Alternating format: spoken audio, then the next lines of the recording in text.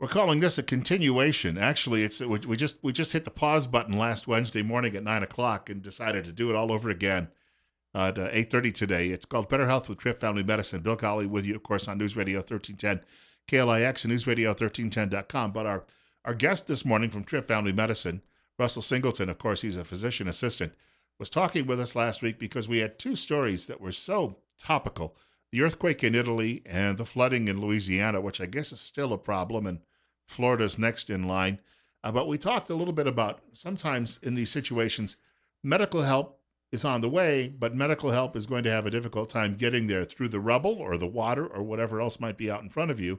And we didn't get to talk about a couple of other aspects of this. One of those was just what you should have in your own first aid kit around the house. And a lot of people out there probably are thinking, gee, maybe I should get one because I'm sure they don't have one. But first of all, welcome back. Thank you, Bill. It's good. It's a pleasure to be back. I'm glad to be here.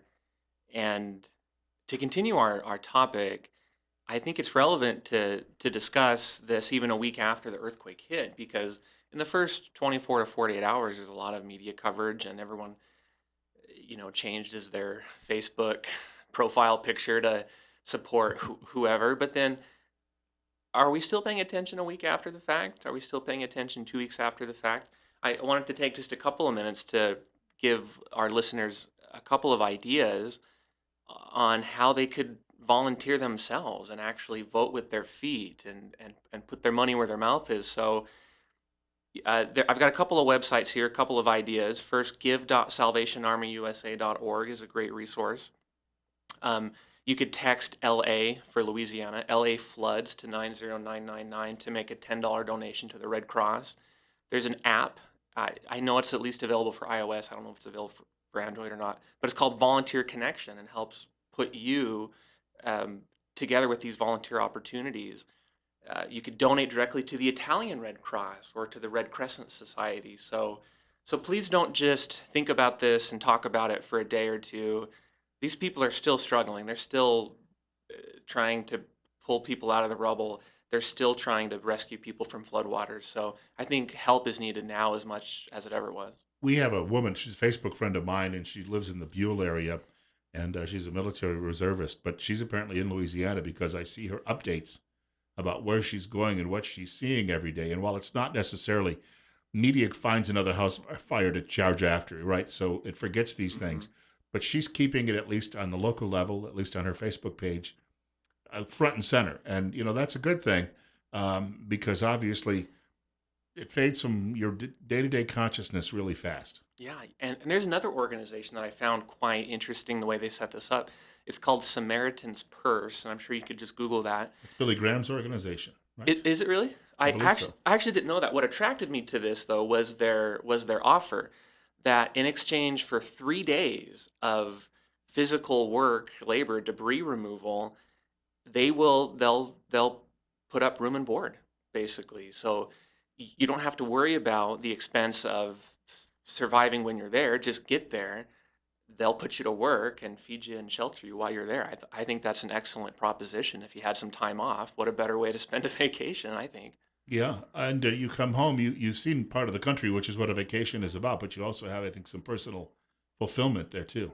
Yeah, absolutely. I am really trying to start a tradition in my family where every Thanksgiving we do some type of volunteer work. Last year we went to a local soup kitchen and helped just unpack boxes, and it was one of the only times my entire family has been together. And to see my mom and my dad and all my siblings there unpacking and sorting these cans, I mean, that is a memory that I will never forget. And that's probably the best holiday I've ever had. Here in Twin this year, um, there is another organization, and I apologize for not being really prepared, but I think it's called Sleep in Heavenly Peace, where you put together beds for people that don't have them. And you just go out there, you grab a drill, and they'll tell you what to do. You spend a day or two putting together these beds, and I mean, what a better thing to do during like the Christmas season, for example. They had a big spaghetti dinner not too long Yeah. ago, and that was a big fundraiser for the organization, and they've done remarkable work too, from what I understand.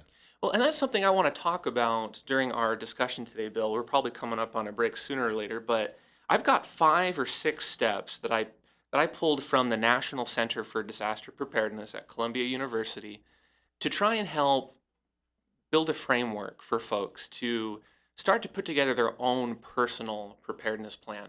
Because when a disaster hits, we all know it is too late. The time to be prepared is gone, whether it's just physical preparedness, whether it's more medically oriented or financially oriented, the time is gone. So if we have time, we can start going into those 6 steps and talk about each one of them as we go. We'll get there in just a couple of minutes. We do want to point out Russell Singleton as our guest from Trip Family Medicine till 9 o'clock this morning. Quickly, what's the contact information at the office? 933-4400. Give us a call. Same day appointments always available if you call early. And we'll have more coming up in just a couple of minutes. Russell Singleton, Bill Colley answering the telephones as well on News Radio 1310 KLIX and News Radio 1310.com at 840. It's 62. Our guest in the studio is Russell Singleton. He's a physician assistant from Trip Family Medicine. And this half hour of the program is Better Health with Trip Family Medicine, located right here in Twin Falls, Idaho on Fillmore Street, directly across from the main post office. A short walk for Russell to go get his lunch. I've run into him a couple of times while he's been doing that. We were talking a little bit about 5 points. I think you said it was 5 or 6 points you had. Well, 5 from Columbia University from this National Center for Disaster Preparedness, but then I wanted to add a sixth one that we can get to. And that sixth one, we could maybe just briefly touch on that, has to do with community engagement. Because I think when you think about people that are really into preparedness, sometimes they're called preppers. eh, my first thought of them basically is that they're just all concerned about themselves and their families, and they'll do anything to protect their reserve of canned meat, and you just don't want to get anywhere near them during a disaster. But I don't think that's the kind of community I want to live in. And yes, I want to protect my family above all else, but I also want to know my neighbors, and I want to know if they have needs. I want to know if there's any elderly folks that especially need some attention and would be vulnerable during a disaster. I want to make sure that my disaster preparedness supplies include leather gloves and a hard hat, because if we have an earthquake here, which has happened in Idaho, Mm-hmm. then I want to be able to help pull some debris, whether it's my own house or my neighbors. That's America to me, and I think we need to be prepared for that. And that kind of thing is happening right now. There's talk of the Cajun Navy in the news, for example. These people that are going around doing whatever they can in Louisiana to help those that are still stranded, and that's America. And you just can't do that unless you're prepared. You have to take care of yourself, your family, and then you can look outward. So that sixth step that I added is community engagement. The other five are really basic, I think, knowledge, but sometimes we'd forget them, especially if your life is really full, you're not thinking about a disaster coming. Well, and that's really the first step. If we were going to boil this down into one recommendation, Bill, it would be get a plan. You don't need to have a pantry full of this. You don't need to have a garage stocked with that. What you really need is a plan. You got to have an idea of what your resources are, what you need, where you're going to be, where you're going to go. So, in review, these other 5 steps are: one, be aware of your own situation, the situation of others, what disasters potentially could arise, and have a plan. Number two, make sure food and water are secure, not only for yourself but for your family. And we kind of alluded to this last time, your children and pets too. Children and pets are not going to survive half as long without water as you or I as adults.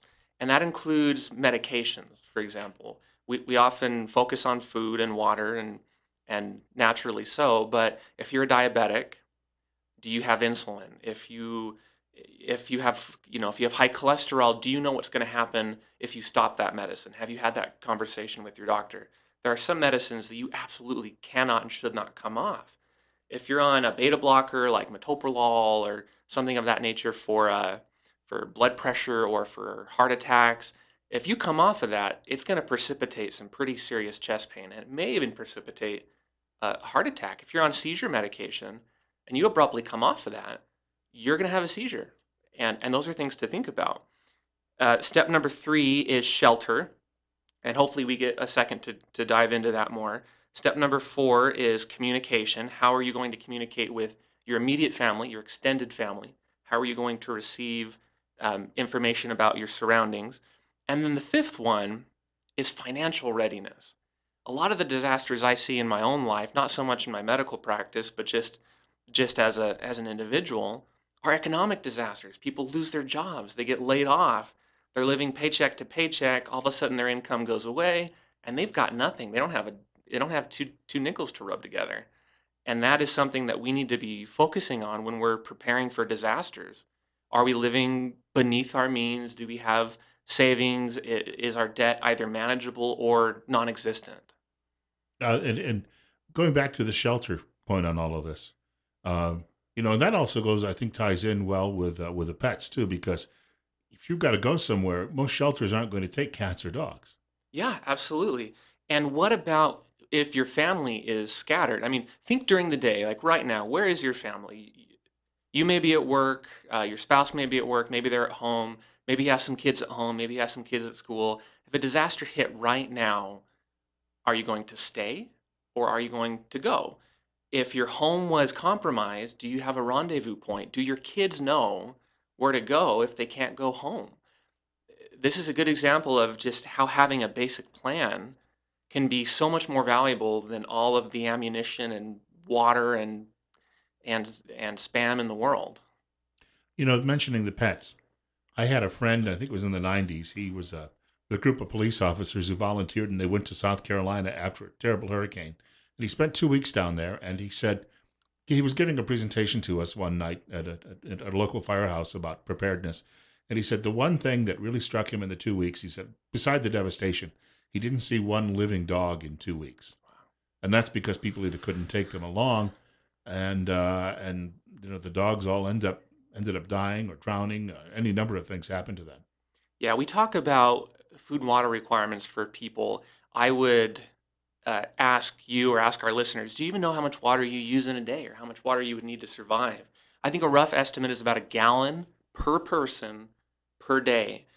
And I would estimate the exact same for your pets too. Now, maybe your guinea pig is going to be a little bit less um, have a lot lesser need than your Great Dane, but I would still estimate about a gallon of water per pet per day and per child per day, and I would have enough water for 3 days.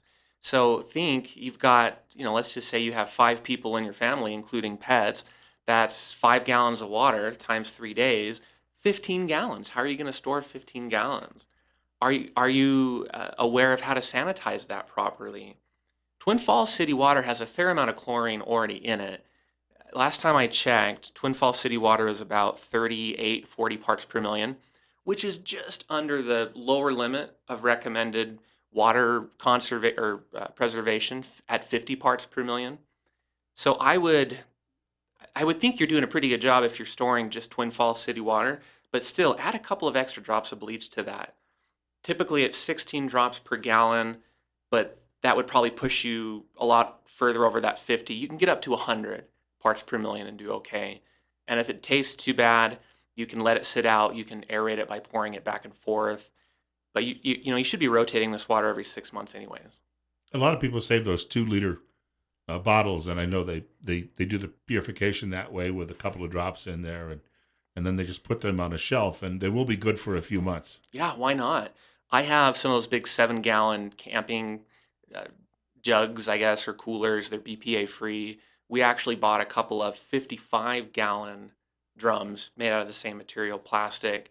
And so I don't want to divulge too much of my stash here, but we've got a couple 100 gallons of water. We don't have a way to pump it out of the barrel yet, so that's still on my to-do list. But you have to stop and think through these things because that pump is a great example of something I need to access the store of water I have. Now, you referenced, having, because you mentioned losing a job is a disaster in itself. But if you think about it too, if you have to go on the road because of a natural disaster, you're going to be eating out a lot. That's expensive. You may Hmm. have to pay for motels and hotels. Those expenses come up. So you could be looking at hundreds of dollars a day. Yeah, do you have an emergency fund? I am a big personal finance buff. That's one of my hobbies. I got started on as a Dave Ramsey acolyte, so talks about putting away $1,000 first, and then pay down your debts and take care of your other bills, and then start investing. And I think that's a pretty decent way to start. Before you do anything, get a couple $100, get $1,000. That way, if a disaster hits, you're not just immediately going into further debt. But then, do you have other financial resources? Did you know you can pull from your Roth IRA? You can pull your contributions. Do you have a credit card just in case? Now you talked about going on the road, Bill, and eating out. Do you have a go bag? Do you have a 72-hour kit? Does it have maybe 20, 40, 50, $100 of cash in it if you need to buy some food or some supplies along the way? If you're just looking at getting started in disaster preparedness, put together a 72-hour kit.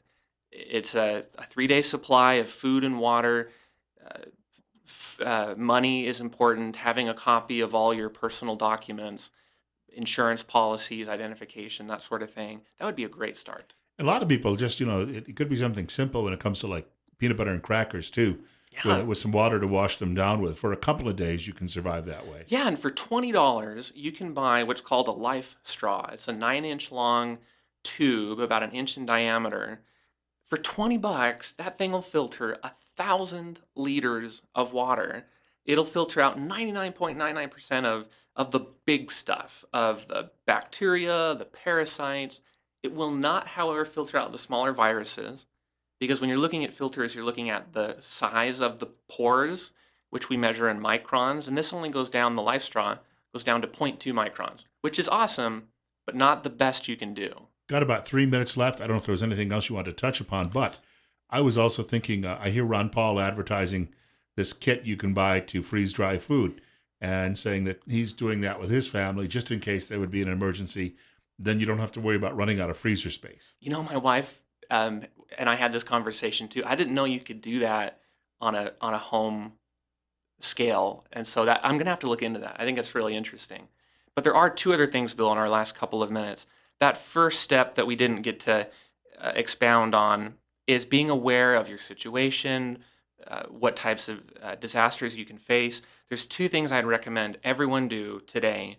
Get on the email alert system for the South Central District Health Department. Did you know, for example, that we had a case of Zika in Idaho? Did you know that there is West Nile in Twin Falls County? Well, you would if you were on the South Central District Health email list.